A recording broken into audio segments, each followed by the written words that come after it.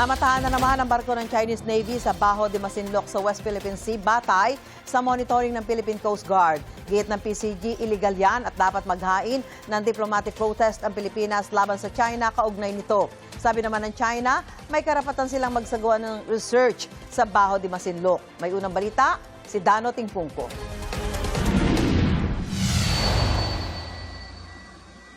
Sa Marine Domain Awareness Flight ng Pilipinas na isinagawa sa Bajo de Masinloc, na-monitor ang barko ng Chinese PLA Navy, isang research vessel na humihila sa isang movable platform at ilan pang service boat ng China. We also saw the service boat towing the floating barrier. Ibig sabihin, they are placing back the floating barrier that was that they are always placing at the entrance to prevent the Filipino fishermen from entering.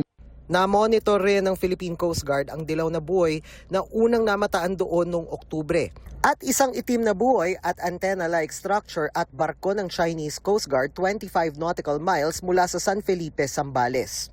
The floating movable platform is being utilized by the Chinese research vessel in conducting an illegal marine scientific research inside Bajo de Masinloc. As to the real intent of the Chinese government, we still don't know. We have to go back in 1995. Ang sabi nila, when they took over Panganiban Reef, it was only an ordinary Filipino fishing, it's an ordinary fisherman shelter. And then right now, fast forward, it is now one of the biggest military base of the Chinese government. Nauna nang sinabi ng Chinese Embassy na nagsasagawa nga sila ng marine research sa Bajo de Masinloc sabay giit na naayon lang daw ito sa kanilang sovereign rights. Pero muling nilinaw ng PCG, labag ito sa UNCLOS at kailangan daw maghain ng diplomatic protest.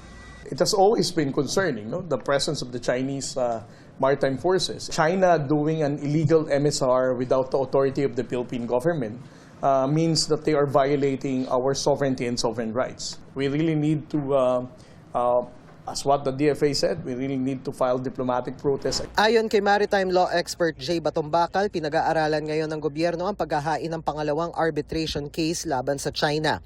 Admittedly, dahil ang issue dito ay sovereignty, medyo malaki yung parang obstacle sa ngayon. Hindi basta-bastang nadadala sa korte yung mga issue ng territorial sovereignty. Pero pinag-aaralan din po ng mga, alam ko yung natin at ng mga ahensya, kung ano pang ibang paraan para pwede silang madala sa isang tribunal. No?